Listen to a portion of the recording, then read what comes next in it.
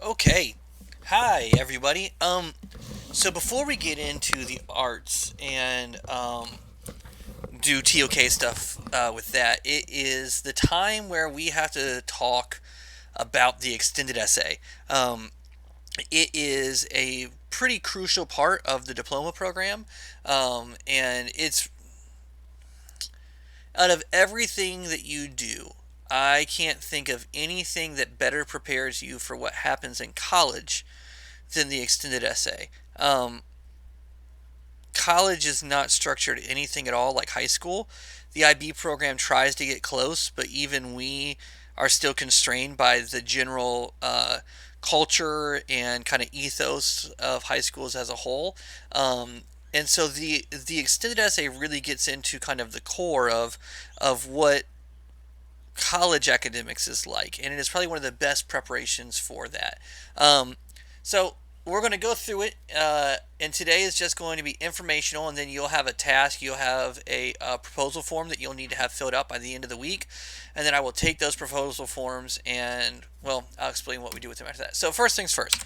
What is the extended essay? So it's something that everybody in the diploma program has to do, and it is something that is graded by the IB. It is not graded by me. It's not graded by your supervisor. It is graded externally by the IB, and it combines with your theory of knowledge assessments and grades to give you up to 3 points towards the IB diploma. In order to be awarded the IB diploma, you have to get 24 points between all of your classes. Wait, or is it 27? Might be 27 points. Shoot, I don't remember off the top of my head. I'm sorry, and that's terrible of me. It's either 24 or 27 points between all of your classes. All of your regular classes are scored between 1 and 7. Um, 4 is the passing score in most courses. And you get those scores between your internal assessments and the things that your teacher score, and then your exams and your external assessments and the things that the IB scores.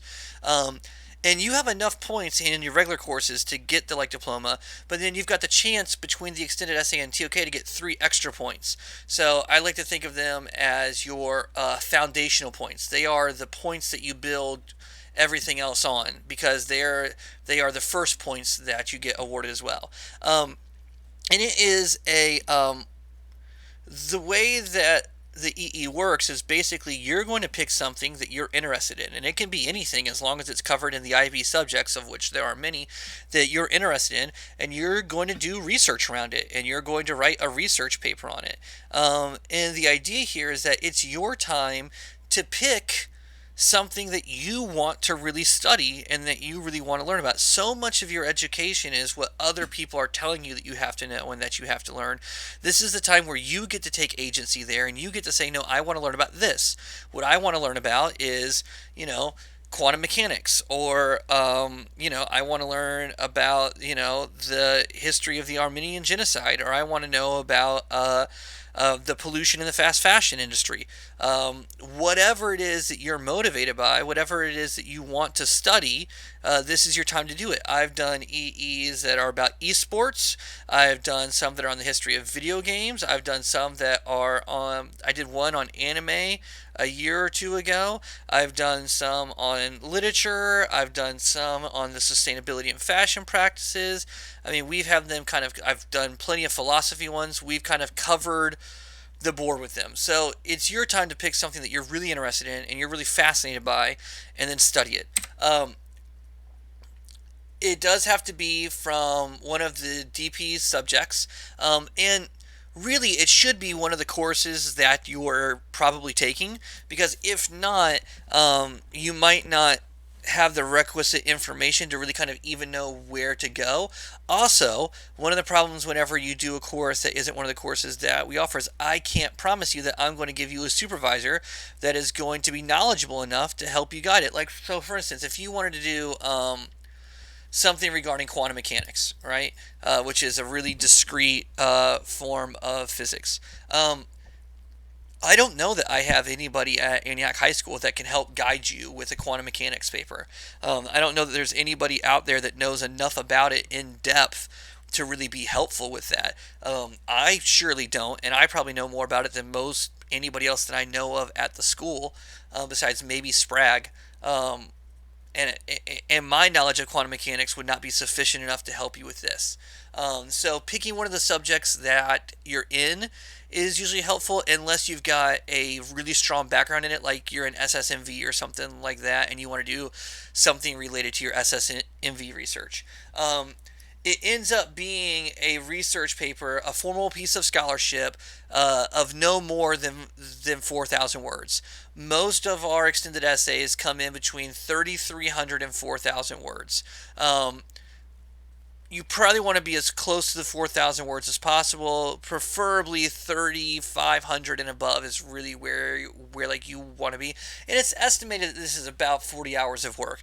It's been my experience that most students do not spend 40 hours on it, but that's what the IB estimates that it is. So, what are your responsibilities?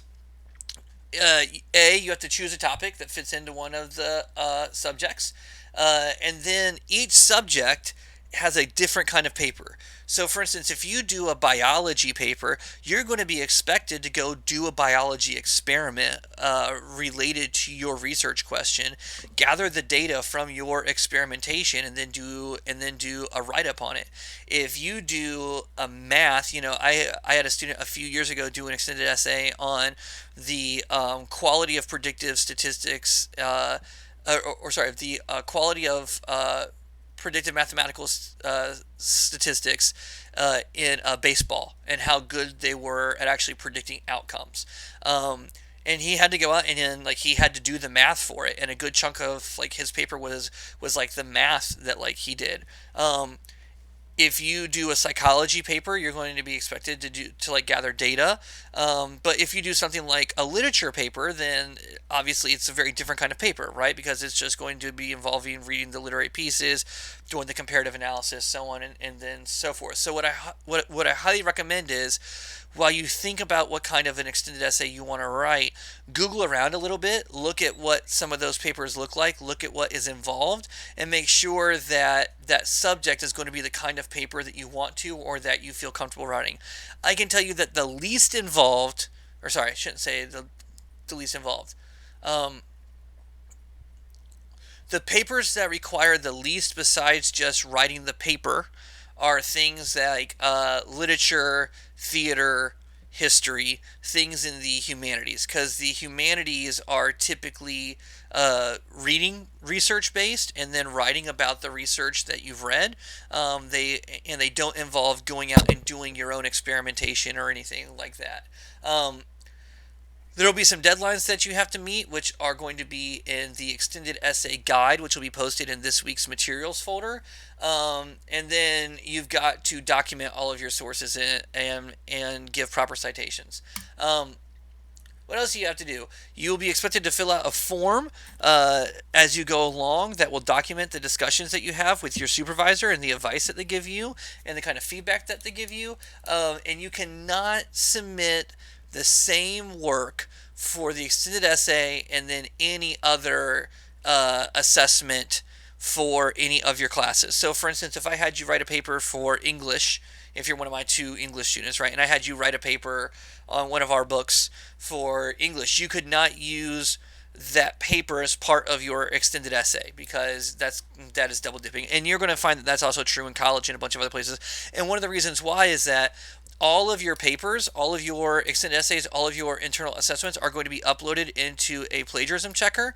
And what will happen is that if you upload 2 papers to the plagiarism checker, it's going to flag both of them for plagiarizing off of each other. And yeah, it's just no good. It's just no good. So here's some things that I recommend that you do before doing the EE. Make sure that you know what the requirements are for the different kinds of papers, and then look at some other extended essays that have already been written in that subject area. There are a bunch of exemplars available. I also have a bunch. If you're looking for a specific kind of paper, please let me know. I've probably got a bunch of exemplars that I can give you that are scored and have comments on them, so that way you can kind of see what a good one looks like, what a medium one looks like, what a bad one looks like. And then you need a really good research question. And it has to be something that is specific and is answerable, but also answerable within 4,000 words, and like sufficiently answerable. And then I really, really, really, really recommend doing some preliminary research and coming up with your outline before you start writing. There's nothing worse than getting 2,600 words in and realizing that you're kind of out of things to talk about and you don't know where to go next because you didn't do enough research first, and you need a whole section of your paper that you don't have, and it's just, that's just not a good feeling. So I really recommend looking into it, doing some like preliminary research, constructing a good research question that is broad enough to do 4,000 words on, but you're still going to be able to answer in those 4,000 words, and then come up with an outline. Um, During the EE,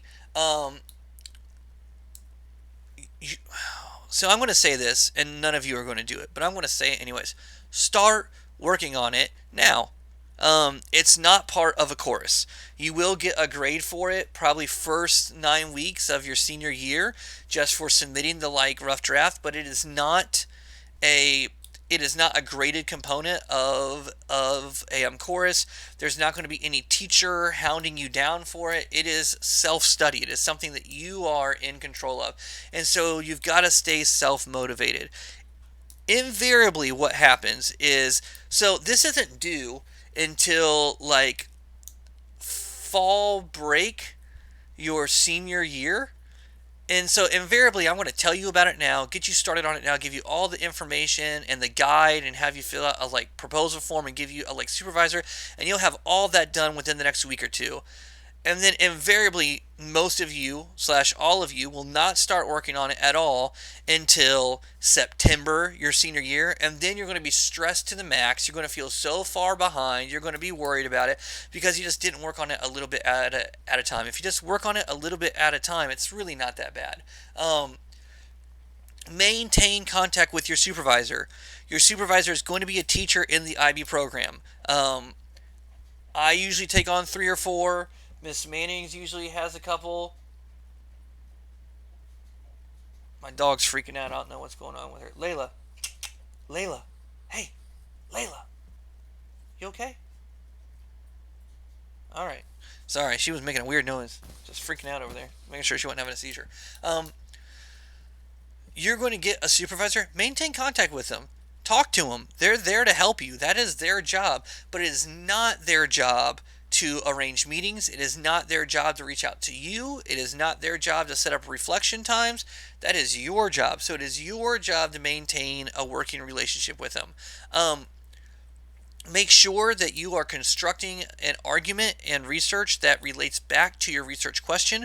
I see a lot of kids get way off track and they are talking about something like, you know, Emily Dickinson's "Because I Could Not Stop for Death" poem being influenced by Wesleyan Arminian theology, right? And then like halfway through the paper, they're off on a tangent about New England and the weather and how Emily Dickinson lived inside and how her winters were cold, and it doesn't have anything to do with the research question anymore. And they're way off focus, and that isn't good. And then also we have a IB librarian. Her name is Miss Chin. She is there to help you with research stuff. She is there to show you what your research resources are. She can show you where to get materials from. She has been known to help students proofread their like papers in the past because supervisors are not allowed to. She is a great resource, but you have to reach out to her. Miss Chin is great, and she will help you any way that you need help if you just ask. You should really keep a track of your sources as you go along. When I was writing my dissertation for my doctorate degree, what I did was I had a separate Word document just for my bibliography, and any time that I used a source, I just threw the citation in that other document, so that way it was just always there, and I never had to worry about keeping track of my sources. And when we get started on the writing process a bit more in depth, probably 9 weeks this year, I'm going to give you some more specifics, specifically around researching and documentation and how to keep track of all of that. But just as you go, write right now. You should definitely keep a track of where you're getting information from, because right now you're just going to be doing preliminary research. You're just going to be trying to get informed around some ideas. You're not going to start actually writing yet. So like right now, you just need to be keeping track of where you're getting information from. Choose a new topic and a research question that can be answered if there's a problem with the original topic. What that means is have a backup plan. There have been times before in the past where a student has an idea and they have their first meeting with their supervisor, and after talking it over with their supervisor, both them and their supervisor feel like maybe that topic was not a good choice. So having a backup topic it puts you ahead of the game. All right. Please remember to use academic English. This is a formal piece of scholarship. It is not a personal essay. It is not a journal entry. It is academic research, and we'll talk more about what that looks like and the barometers for that. But some basic things to keep track of is like you shouldn't use contractions. You should always write everything out. So like you shouldn't say can't. You should always write cannot. I should not be in there anywhere. If you are doing research that you have to do, like a study, you say the researcher, not I. But we'll get through all of that. But please let your interest and your excitement and your enthusiasm for the topic show. And that's probably the biggest thing is like, please make sure that you pick a topic that you are interested in and that you are motivated by, because if not, it's going to be a chore. If you pick something that you are actually interested in and like actually like, I have a lot of students come back and tell me that the extended essay was like one of their favorite parts of the program because it was time for them to really learn about something that they really wanted to learn about. If you pick something that you think is going to be easy or whatever else, but you're not really interested in it, it's going to be a chore and it's going to be a hassle and you're not going to have fun doing it.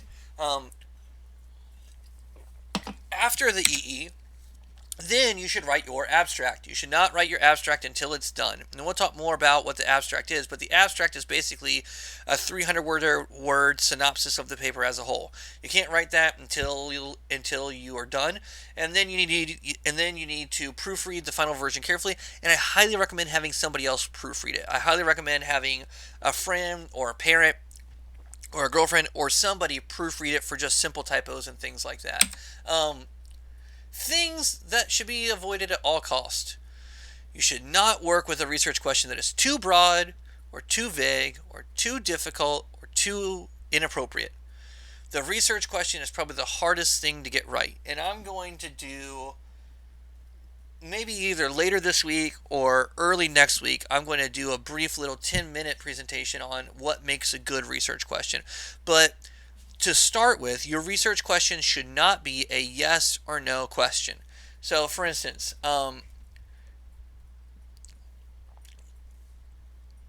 is driving cars creating climate change? Is not a good research question because it ends in a yes or a no. It either is or it isn't, right? Rather, a better research question on the same topic is, to what extent has the increase of automobile usage contributed to a global climate change? Well, now I've got a more specific research question, all right, but I've also not made it a yes or no, and I've given myself something to research, which is as people have started using cars more, right, and not just in America but around the world, how has that contributed to climate change, if it has at all? Is it to the amount that we think it is? Is it maybe to a lesser amount? So on and then so forth. The only way to have evidence for an investigation in your research is if you have a clear question. And so you've got to start with a clear question. You should not forget to analyze the research question. Ignore the assessment criteria. Collect material that is irrelevant to the research question. Use the internet uncritically. Plagiarize. Merely describe or report or repeat the introduction and the conclusion or cite sources that are not used. So let's break these down just a bit more, but quickly. So again, the forgetting to analyze the like research question is that getting off track thing, right? Or where you never actually address the research question itself, you just assume that the research question is like good. You shouldn't do that. You should take time to actually look at the research question itself.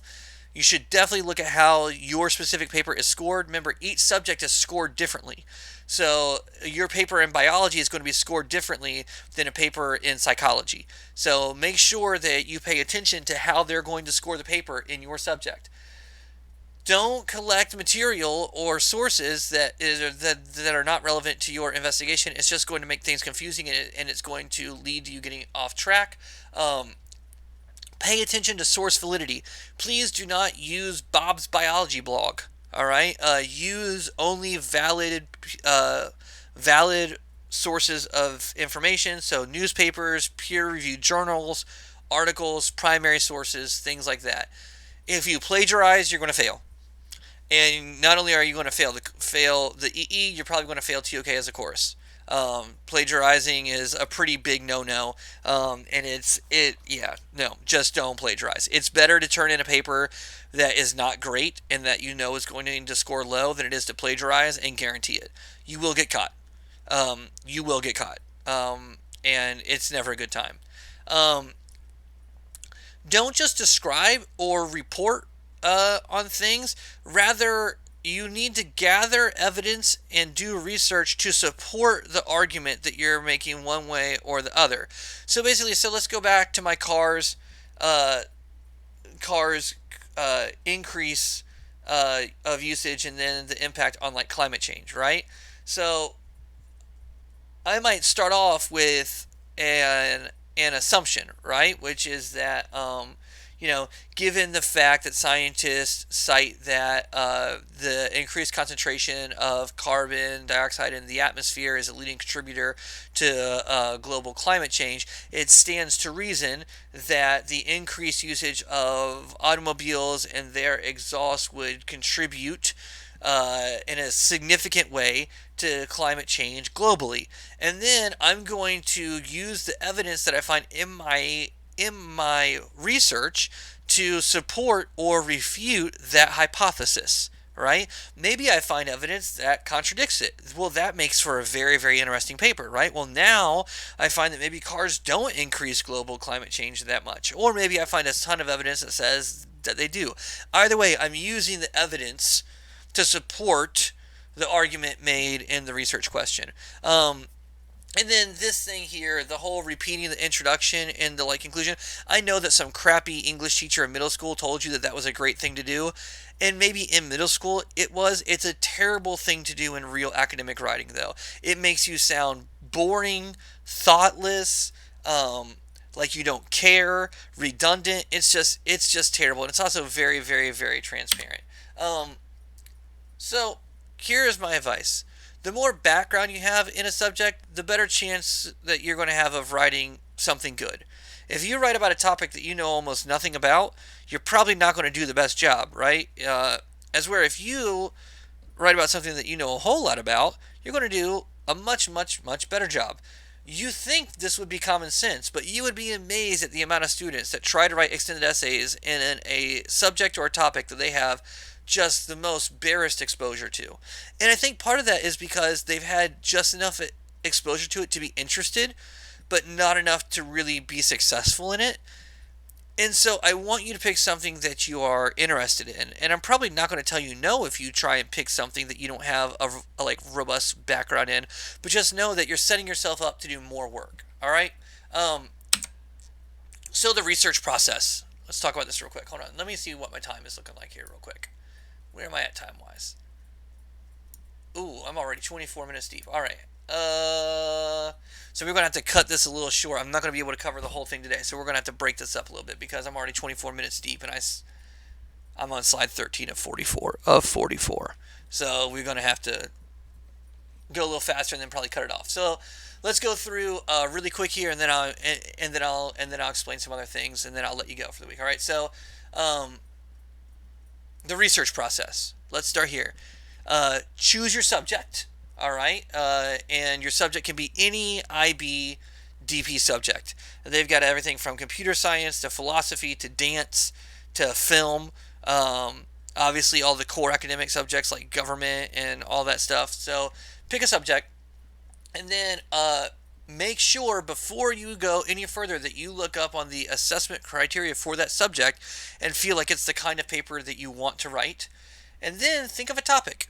What in that subject? So, like, maybe I know that I want to do film because I like film and I'm a big film buff, right? So I want to do film, and I'm thinking about it, and so then my topic is going to be like I don't know. I'd like to do some like something with ooh, let's do I like 20th century Japanese film. All right, I like that idea. So now that I've got a topic, right? So I picked a subject, which is IB film. Then I picked 20th century Japanese film. Now I've got to choose a well-focused research question. So then I might think about it, and I might think about what I already know about Japanese film, and then kind of maybe what I want to know more about. So maybe I would come up with a question like, to what extent did Akira Kurosawa's filmmaking technique influence subsequent Japanese filmmakers in the 20th century? Right? And so now I've got a pretty decent, well-focused research question there, right? So I know that I'm going to have to talk about Akira Kurosawa and his filmmaking techniques because I was very specific in that, right? So I'm going to be looking at things like long tracking shots. I'm going to be looking at things like dialectic editing and endemic sound, and then I'm going to be looking at how that influence appears later in the 20th century from other Japanese filmmakers. So then I'm going to have to do some like research on if other people have like cited him, or if I can see elements of those things appearing more often in Japanese film later in the 20th century after Akira Kurosawa became very, very famous, right? And then I've got to figure out how I'm going to like research it, where I'm going to get the information from, and then basically what kind of references I am going to use, and I'll talk more about those later. Then this is the important part here. I need to set some deadlines for myself. I need to decide personally what I need to do to meet my school's deadlines because everyone works differently, right? And then I'm probably going to make an outline and do some preliminary research and things like that that I can then take to my supervisor. All right. So if something goes wrong, which you should prepare for things to go wrong. All right. Sometimes you may discover later that the investigation undermines what they thought had been established earlier on. So, like, maybe I thought that Akira Kurosawa was going to be very, very, very, very influential, and then maybe I start my investigation and I realize not so much. Maybe he has not been very influential. Well, now I've got to decide, do I want to try and continue down this line and try and force the paper out, or do I want to embrace the findings and find that maybe Akira Kurosawa was more influential in the West than he was in Japan, and then talk about that? And so now my paper is still kind of on the same thing, but now my research question is going to need to be tweaked a little bit. Some of my research is going to need to be tweaked a little bit, and that's something that you'll need to talk about with your supervisor. All right, so I'm going to pause the PowerPoint here. We got to slide 15. And let's talk about your supervisor real quick. And I'm going to exit this, and I'm going to pull up our guide here for the extended essay. Where is it at here?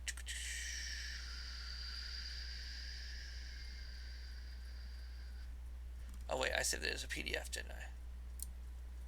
I did. All right, so here's our student packet. So you'll have a copy of this in this week's material folders, and it goes in depth.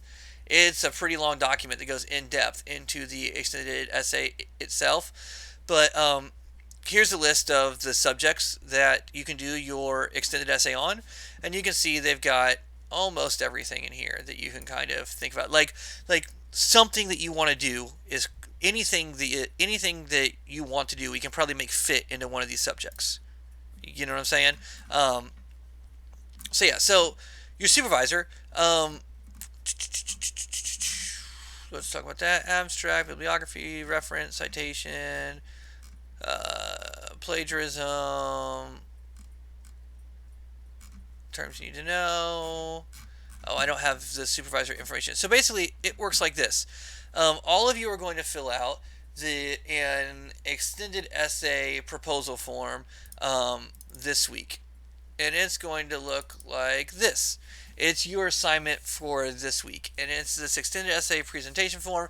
And basically, you're going to tell me what the IB subject is that you're going to study in, and then category you probably don't need to like include, and then the topic and your research question, and then the general way that you think that you're going to go about answering this research question. Then you're going to answer some other questions down like here. Then I'm going to take this form and I'm going to post it in a folder that I have along with all of the other ones, and then I send it out to the IB faculty without your name on it, and I say who wants to work with this topic, and somebody in the IB faculty says, hey, that sounds like me, that sounds like my bread and butter, that's something that I know a lot about, and they will sign up for that topic. And then that will be your supervisor, and that supervisor is the person who will help guide you through the extended essay process. I'm the extended essay coordinator. It's my job to get you started and to get you with a supervisor. Once you have a supervisor, though, unless your supervisor is me, the rest of the extended essay is between you and them. Your process, all of that is between you and them. Now, in the extended essay student packet, it does have, where is it at here? Let's see, hold on here. So it does have in the extended essay calendar, it's got roughly the timeline that we work for here. So in January of year one, which is now, we do the introduction to the extended essay, which is this, and you're going to fill out your proposal form, which I just showed you, and then I'm going to get you an advisor and a supervisor. Then this spring, you should have your first meeting with your supervisor. You should work on your outline and begin your draft writing. Over the summer, you should complete your rough draft of at least 2,800 words. And the reason why only 2,800 words is required for the draft is so that way you have some room to add on and flesh out sections that your supervisor thinks maybe needs to be added onto. When you come back your senior year, you should have your second meeting with your supervisor, and you're going to submit your rough draft to them for like feedback. They will get it back to you. You guys will have a like meeting. You will then make revisions, and then you will complete your final draft of the essay to submit to your supervisor by fall break your senior year. You have a lot of time to work on what is essentially a 10-page research paper. It's a lot of time. There's no reason to stress it out that much, but you do need to go ahead and get started so that way this doesn't come and smack you in the face your senior year whenever you've got a bunch of other stuff due as well. Because I can tell you right now, senior year of IB gets kind of busy. So getting started now, getting started early is probably a very, very useful thing.